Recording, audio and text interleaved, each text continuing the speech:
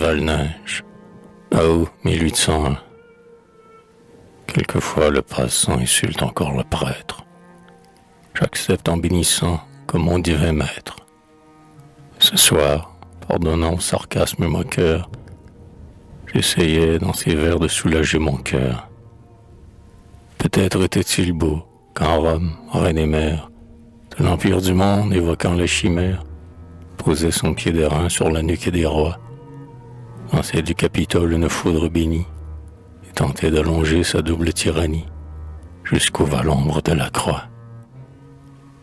Quand ces pontifes rois, distributeurs du monde, marquaient du doigt les parts sur une map monde, donnaient ou retiraient les royaumes donnés, citaient les fils d'Habsbourg au banc du janicule et tendaient à baiser la poudre de leurs mules à leurs esclaves couronnés.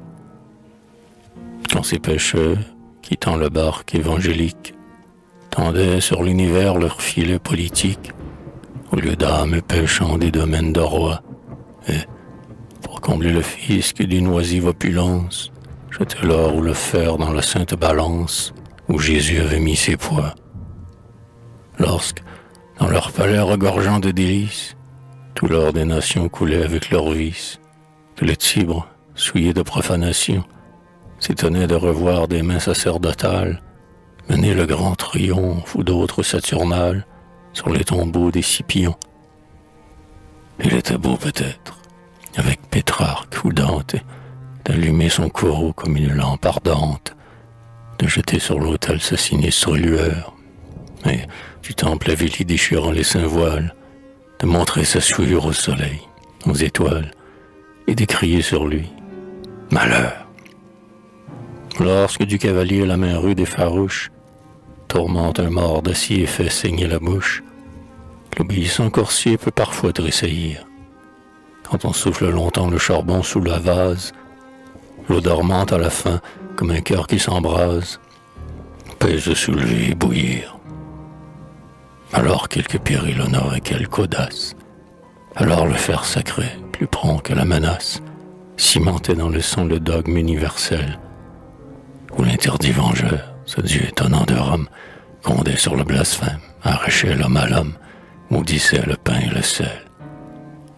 Mais aujourd'hui, grand Dieu, que la ville éternelle voit ses mornes déserts s'élargir autour d'elle, quand pleure elle s'assoit, veuve, entre deux tombeaux, que le vent seul, hélas, soulève sa poussière, et que le Tibre nu voit tomber pierre à pierre sa ville morte dans ses eaux.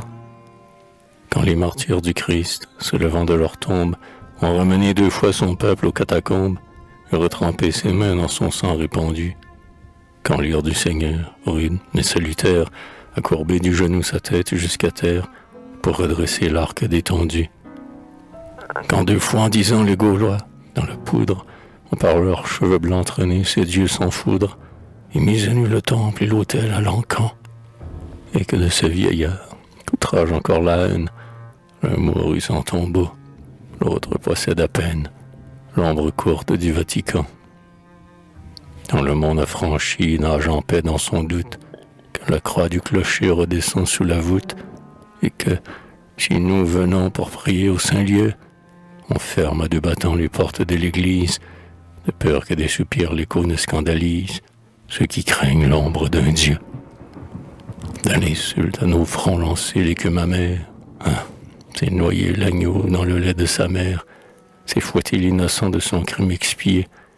La malédiction revient sur le prophète, et le trait que l'injure a lancé sur sa tête retombe et lui perce le pied. Viens voir, jeune étranger, viens voir dans ma cabane, si mon luxe sacré brille d'un or profane. Tu n'y trouveras rien, dans son triste abandon, qu'un bâton, un pain noir que le pauvre partage, un livre que j'épelle aux enfants d'un village, un Christ qui m'apprend le pardon. Tu pourvos soif sans eau, l'esprit de l'évangile est un baume enfermé dans un vase d'argile. Homme, sans le briser, transvaser la liqueur, coller pieusement la lèvre à l'orifice et recueillir les eaux de ce divin calice, goutte à goutte dans votre cœur. Un mendiant trouva des médailles en terre. Dans une langue obscure, on y lisait Mystère. Méprisant l'effigie, il jeta son trésor. Insensé, lui dit-on, quelle erreur est la tienne? Qu'importe l'effigie ou profane ou chrétienne, au mendiant, c'était de l'or.